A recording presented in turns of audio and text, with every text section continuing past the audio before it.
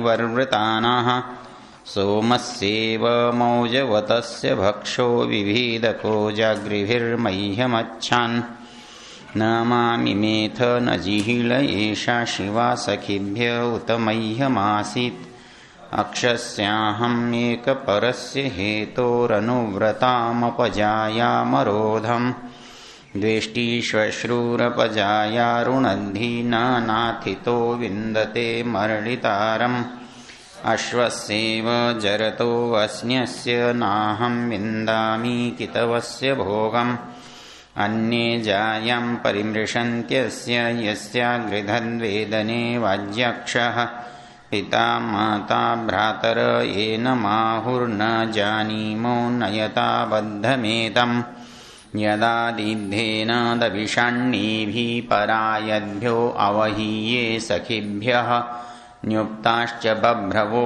वाचमक्रत Amy देशां निष्कृतं जारिणीव सभामीति कितवः पृच्छमानो जेष्यामीति तन्वा शुशुजानः अक्षासु अस्य वितरन्ति कामं प्रतिदीव्ने दधत आकृतानि अक्षास इदं कुशिनो नितो दिनो निकृत्वा नस्तपनास्तापयिष्णवः कुमारदेष्णा जयतः पुनर्हणा मध्वा सम्पृक्ता कितवस्य बर्हणा त्रिपञ्चाशः क्रीडति व्रात येषां देव इव सविता सत्यधर्मा उग्रस्य चिन्मन्यवे नानमन्ते राजा चिदेभ्यो नमयित्कृणोति नीचा वर्तन्त उपरि स्फुरन्त्यहस्तासु हस्तवन्तं सहन्ते दिव्या अंगारा इरिणीन्युक्ता शीता सन्तो हृदयं निर्दहन्ति जाया तप्यते कितवस्य हीना माता पुत्रस्य चरतः क्वस्वित् ऋणावा बिभ्यद्धनमिच्छमानोन्नेषामस्तम् उपनक्तमीति स्त्रियं दृष्ट्वा य कितवं तताप अन्येषां जायां सुकृतं च योनिं पूर्वाह्णे अश्वन् युजे हि बभ्रुन्सो अग्नेरन्ते वृषलः पपाद यो वः सेनानिर्महतो गणस्य राजा व्रातस्य प्रथमो बभूव तस्मै कृणोमि न धनारुणद्मि दशाहं प्राचीस्तन्द्रितं वदामि इमा दिव्यः कृषिमित्कृशस्व वित्तेरमस्व बहुमन्यमानः तत्र कितवः तत्र जाया तन्मे विचष्टे सविताय मर्यः मित्रं कृणोध्वं खलु मृळतानो मानो घोरेण चरताभिदृष्णु निवोऽनुमन्यु विशतामरातिरन्यो बभ्रूणां प्रसितोन्वस्तु। शांति। आदरणीय स्वामी जी, वानप्रस्थी महानुभाव, आदर सम्मान की योग्य माताओं, बहनों, बंधुओं और प्रिय ब्रह्मचारी और आचार्य महानुभाव, आज कौन सा मंत्र चलना है? चौथा। अन्ये जायाम परिमृशन्त्यस्य यस्यागृधद्वेदने वाज्यक्षः पिता माता भ्रातर येन माहुर्न जानीमो नयता। कितना आसान है ना। कहते हैं जी हमारा इससे कुछ भी लेना देना नहीं है, आप तो नयता बद्धमेतम, बांध के ले जाओ इसे। जो अत्यंत आत्मीय जन होते हैं वो भी ये कह देते हैं कि इससे हमारा कोई संबंध नहीं है। न जानीमो, और कौन कौन नजदीक? पिता माता भ्रातर, माता पिता भाई लोग भी ऐसे व्यक्ति के लिए क्या कहते हैं? न जानीमो, इसका हमारा कोई संबंध नहीं, हम इसे नहीं जानते। नेता बद्धमेतम, इसको बांध के ले जाओ।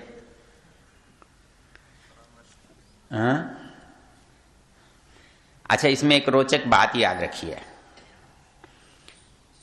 अब इसमें जो बात कही है, जुआरी जो है अपना दांव किस किस पर लगा सकता है? पत्नी पर लगा सकता है, और पत्नी खेले तो।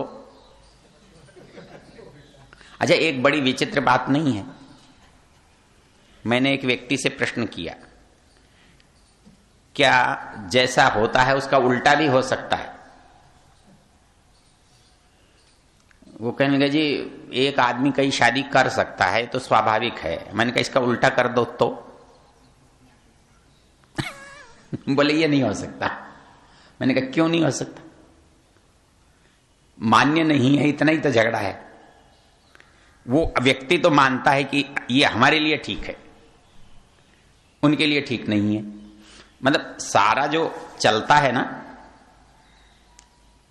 व्यवस्था जो चलती है, इसके पीछे कारण क्या हो सकता है? कारण क्या होता है मालूम है? कारण ये है कि तराजू दो परिस्थितियों में ठीक रहती है, या कुछ ना हो या दोनों में बराबर हो। समझदार तो आदमी दो ही तरह से ठीक चल सकता है, या तो दोनों अनाड़ी हैं तो ठीक है, हाँ नहीं दोनों समझदार हैं तो ठीक है। और यदि कुछ जानते हैं और कुछ नहीं जानते हैं तो घोटाला होना ही होना है। मतलब वो कभी न कभी ऊपर नीचे होता रहता है, वो सम हो ही नहीं सकता। मुश्किल क्या है कि सम हो ये संभावना कम है, और विषम हो यह संभावना अधिक है। तो कोई ज्यादा बुरा मानना नहीं चाहिए, होता रहता है। लेकिन इसको एक लेखक ने बड़ा उल्टा लिखा। वो कहता है कि किसी आदमी को दुकान करने के लिए बोलो तो वो कितने प्रतिशत सफल हो सकता है? तो वो ये कहता है कि एक आदमी दुकान करने के लिए बोलो तो जितने दुकान करने वाले होंगे उसमें मुश्किल से बोले 70% सफल होते हैं, 30% असफल हो जाते हैं। बोले उस दुकान को करने के लिए तो आदमी बहुत प्रयत्न करता है, और बोले जो शादी है ये इतनी असफल थोड़ी होती है। नहीं, मतलब कितनी भी असफल मान लो तो उसका प्रतिशत इतना न ज्यादा नहीं हो सकता। ज्यादा 5% असफल होती होंगी, 10% असफल होती होंगी।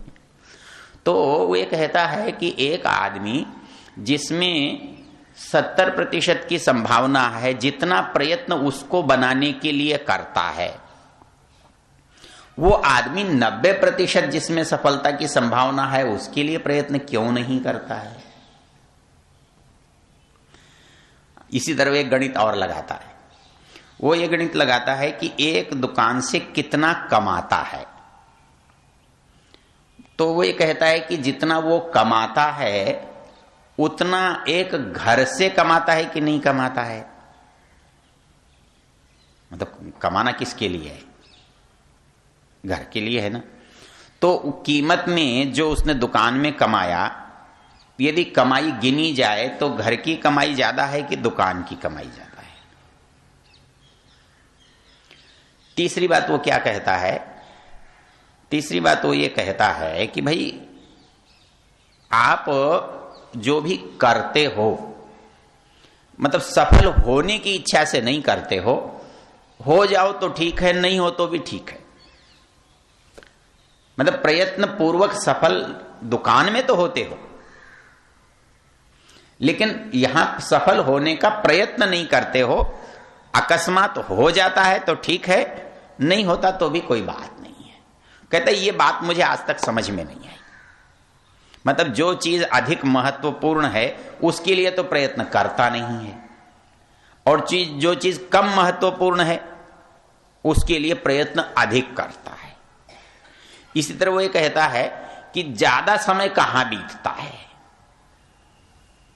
दुकान में कि घर में? दुकान में बीतता है। दुकान करने वाले से पूछो ज्यादा समय 24 घंटे में से कितना?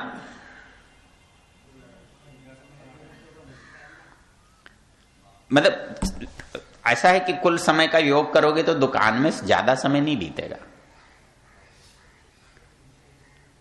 बिताना तो घर में ज्यादा पड़ेगा। वैसे कुछ लोग परेशान होते हैं, हमारे भगवान साहब जी नहीं आए, उनको दुकान की छुट्टी हो जाए तो दिन काटना बड़ा मुश्किल लगता है। फिर वो दिन भर इधर उधर घूमते रहते हैं, ऋषि ध्यान आ जाते हैं, कहीं और चले जाते हैं। उनका इस स्वभाव बन जाता है कि वो दुकान के बिना नहीं रह सकते। तो ये कहता है कि यदि ज्यादा समय जहां बीतता है उसको ठीक करने की चिंता क्यों नहीं करनी चाहिए? जहां कम समय बीतता है उसकी चिंता तो करते हैं। इसलिए वो इसका उदाहरण मेरी समझ में पता है कैसे आता है। हम ये समझते हैं कि सुख जो है अनायास प्राप्त होने वाली वस्तु है, जबकि सुविधा प्रयत्न से प्राप्त होने वाली वस्तु है। सांसारिक पदार्थ प्रयत्न से प्राप्त होने वाले हैं, ऐसी हमारी धारणा है, और उसके लिए हम परिश्रम करते हैं। भाई इस बार दिवाली पर क्या खरीदना है, इस बार कार खरीदनी है कि टीवी खरीदना है कि मकान बनाना है कि कपड़ा लाना है कि बर्तन खरीदना है कि सोना खरीदना है, उसके लिए प्रयत्न करते हैं। और जो चीज वैसे प्राप्त होने वाली होती है ना, उसके लिए प्रयत्न नहीं करते, सोचते हैं कि बिना प्रयत्न के हो जाएगा।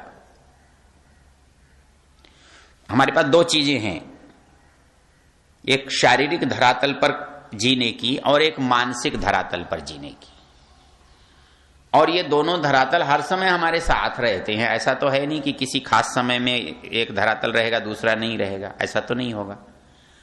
तो प्रयत्न जो है वो बाह्य धरातल पर तो हम बहुत करते हैं, उसको सुधारने का यत्न भी करते हैं, लेकिन वो कहता है कि आंतरिक धरातल पर उतारने का यत्न क्यों नहीं करते? कैसे? मतलब हमको कोई चीज चाहिए, उसके लिए हम मेहनत भी करेंगे, पैसा भी जोड़ेंगे, खरीद कर लाएंगे भी, और ये सोचेंगे कि इसके लाने से हम अच्छे हो गए, सुखी हो गए। लेकिन वो चीज क्या है? केवल शरीर के स्तर पर आपका सहयोग कर सकती है, मतलब संसार, क्योंकि शरीर से बनी हुई चीज जो भौतिक है वो भौतिक है, तो इस स्तर पर दोनों एक दूसरे का सहयोग कर सकते हैं। लेकिन जो चीज इस धरातल से ऊपर चली गई उसका सहयोग कौन करेगा? उसका तो ये सहयोग नहीं कर सकते। लेकिन हम क्या सोचते हैं कि वस्तुएं जो हैं वो हमारे अंदर के धरातल को ठीक कर सकती हैं, तो उसके लिए प्रयत्न हम करते हैं। और उसके लिए प्रयत्न नहीं करते हैं, बोले मुश्किल कुछ भी नहीं है। यदि प्रयत्न करने से बाहर का धरातल ठीक हो सकता है, तो प्रयत्न करने से आंतरिक धरातल ठीक क्यों नहीं हो सकता?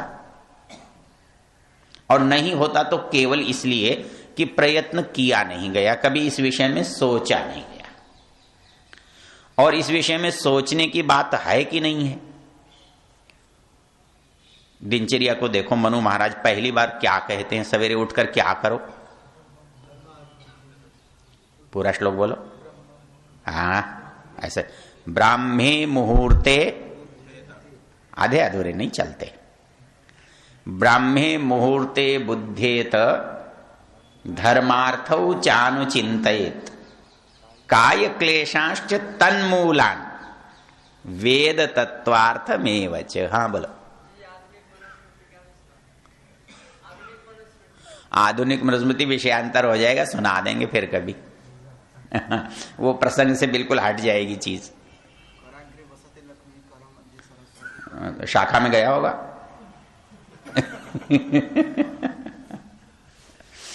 कहीं नहीं वसती, वो तो प्रतीक मात्र है। मतलब कराग्रे वसते लक्ष्मी, कर मध्य सरस्वती, कर मूले तो गोविंद, प्रभाते कर दर्शनम। गोविंद कहाँ है? गोविंद कौन है?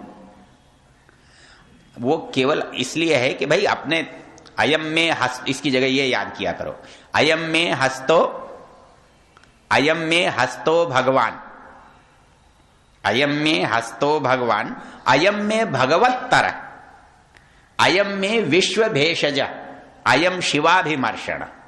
हाथ की बात करनी है तो उससे बढ़िया बात यह है, कहता ये मेरा हाथ क्या है? अयम में हस्तो भगवान, अयम में भगवत्तर, अयम में विश्व भेषज, समस्त संसार की दवा है, समस्त रोगों की दवा।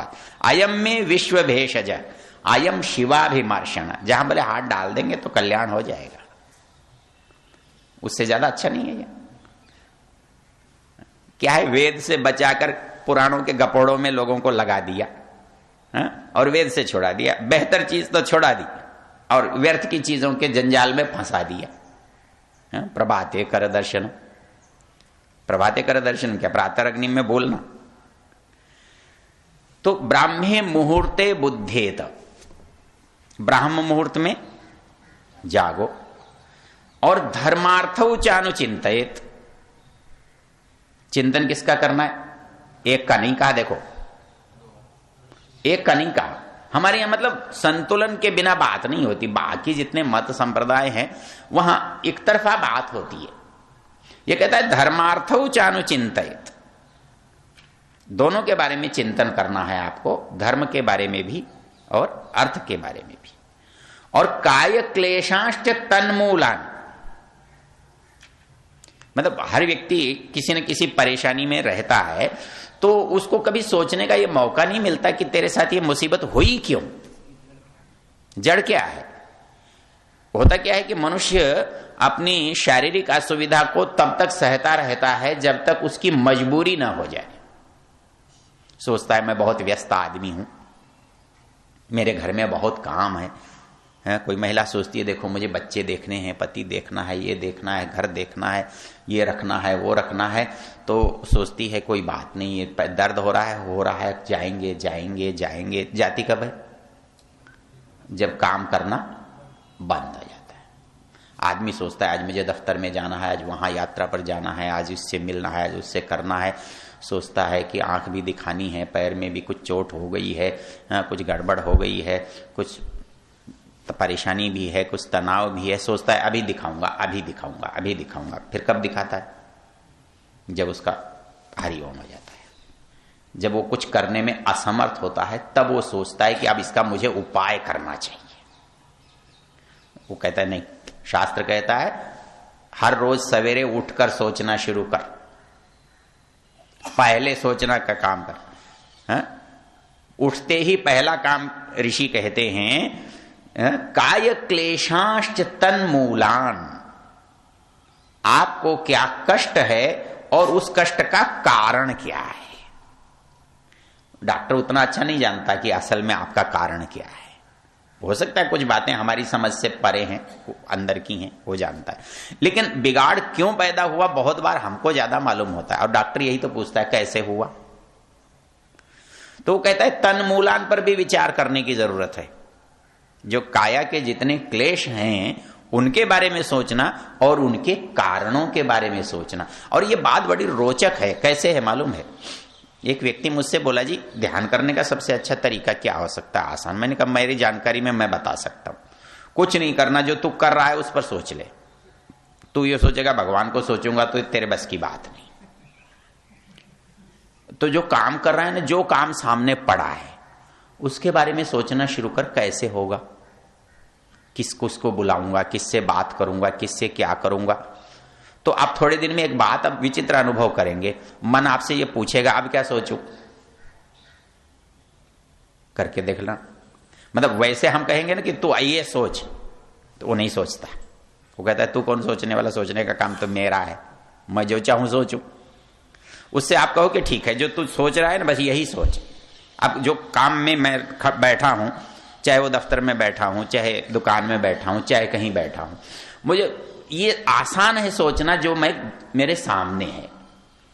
और यदि उस पर यदि सोचने की आपको आदत आ जाए तो मन को एक ही बात आ जाएगी कि ये मुझे बताएगा, मुझे वो सोचना है। और इसको आप इस तरह से उलट सकते हैं। इसीलिए जो सवेरे सोचने वाली बात है ना, काय क्लेशांश्च तन्मूलान, और फिर अंतिम में क्या है, वेद तत्वार्थमेव च। मतलब इतनी सब बातें तो आप सवेरे बिस्तर से उठने से पहले कर लेते हो, और इतनी सब यदि कर लोगे तो दिन गड़बड़ नहीं हो सकता। अच्छा, इसमें कौन सी बात ऐसी रह गई जो दिन में करनी थी और सोची नहीं गई? भाई सारी तो है। रात को आप सोचते हो दिन में क्या किया, और सवेरे आप सोचते हो दिन में क्या करना। तो कहता है कि ये जो चिंतन का प्रकार है ना, यदि इसको कोई अपना ले तो उसकी त्रुटियां बहुत न्यून हो जाती हैं, कम हो जाती हैं, लगभग नहीं होती। तो ये कहता है कि भाई मूल बात क्या है? मूल बात ये समझनी है कि जो कुछ हम करते हैं वो इच्छा के परवश होके करते हैं, बुद्धि से सोचकर नहीं करते। गड़बड़ यहां होती है। और यदि बुद्धि से सोचकर करें तो गलती होने पर भी परेशानी नहीं होती। मैंने एक बार आपको बताया, मैं एक बार सिंगापुर गया तो एक आदमी कुमरा साहब थे वहां, उनकी बात मुझे याद रहती है। किसी कोई बात चली, चलते चलते वो कहने लगे, देखो शास्त्री जी एक बात सुनो, ऐसा कभी नहीं होता कि एक आदमी जिंदगी में सदा सही काम करे। आपने आज सही किया, कल पता लगा कि गलत हो गया, हो जाता है, तो फिर क्या करना कि नहीं करना? एक तरीका तो यह है कि क्या पता कल गलत हो जाए, इसलिए आज करेंगे ही नहीं। कहता नहीं, कहता है कि मैंने आज से 40-50 साल पहले जो काम किया, आज के हिसाब से मुझे लगता है कि यह गलत था। आज की परिस्थिति होती तो मैं वैसा नहीं करता। पर उसने अगला वाक्य क्या कहा? लेकिन मैं आपको यह कह सकता हूं कि 50 साल वाली पहली परिस्थिति होती तो मैं वही करता। मतलब हमें निर्णय कब करना है? आज करना है, अभी करना है। तो आज जो सबसे अच्छा निर्णय हो सकता है उसके लिए हम जिम्मेदार हैं। आज के 50 साल बाद क्या होने वाला है हमको क्या पता, और उसके लिए हम बैठे तो नहीं रह सकते। तो इसलिए कहता है कि ब्राह्मी मुहूर्ते बुद्धेत धर्मार्थौ चानुचिंतयेत काय क्लेशांश्च तन्मूलान वेद तत्वार्थमेव च। इसके लिए 3-4 पंक्तियां और भी हैं। एक तो उसकी नीति की भी है, क्या है, अच्छे से 3-4 श्लोक है। उन तीनों को इसको मिलाकर के यदि आप याद करो तो ये पूरा प्रकरण आपके लिए बहुत सुंदर बन जाता है। तो ये हमारे देखा, चलिए आपका समय हो रहा है, तो समझने की बात कितनी है। वेद ये कहता है भाई आप सुख चाहते हो ना, तो सुख के लिए चिंतन करो। इसके लिए एक बात याद दिला देता हूं, कहां लिखा है चिंतन करो? आपको नहीं मालूम होगा, इनको मालूम होगा, इनको याद नहीं आता। विवाह में सप्तपदी कराते हो, चौथा कदम, चौथा कदम मायो भवाय चतुष्पदी भव। मायो भवाय में कुछ नहीं है, मतलब पहली बात कहता है ईशय एकपदी भव, ऊर्जे द्विपदी भव, रायस पोषाय त्रिपदी भव। यदि सुख धन से होता तो रायस पोषाय में हो जाना चाहिए था। राय धन, मतलब धन की पुष्टि से सुख होता तो चौथे कदम की जरूरत नहीं थी। ये कहता है ये तो बाहरी चीजें हैं जिनको पूरा करना है। चौथे प्रयत्न तक तो बाहरी साधनों को जुटाने की बात करता है। जब बाहरी साधनों का दुख मिट गया तो भीतरी दुख को कैसे मिटाना? दो दुख अलग अलग है। बाहर के साधन के अभाव में होने वाला दुख वो तीसरे कदम पर मिटता है, रायस पोषाय। मतलब उससे भी पहला कदम क्या है? ऊर्जे। और उससे भी पहला कदम क्या है? ईशे। इसकी चर्चा फिर कभी करेंगे, लेकिन मूल बिंदु क्या है कि ईशे ऊर्जे तो व्यक्तिगत है, रायस पोषाय साधनों का है। जब मैं ठीक हूं, मैं स्वस्थ हूं, मेरे पास साधन हो गए, फिर मुझे क्या करना? तो कहता है फिर आपको चिंता यह करनी चाहिए कि आप ठीक बने कैसे रहोगे। तो कहता है मायो भवाय चतुष्पदी भव मय इति सुख नामसु पठितम। तो अब सुखी होने के लिए चौथा कदम चल। अब सुखी होने के लिए चौथा कदम कैसे चलेगा? सुख कोई वस्तु तो है नहीं, राज पोषाय तो वस्तु थी, चलता था। तो कहता है नहीं, मायो सुख के लिए चौथा कदम चल। सुख के लिए चौथा कदम चलेगा तो कैसे चलेगा? तो कहता है भाई उसके बारे में सोचेगा, और उसके बारे में यदि सोचेगा तो उसका उपाय भी निकालेगा। क्योंकि सोचना क्या है? दुख के निराकरण के बारे में चिंतन करना है।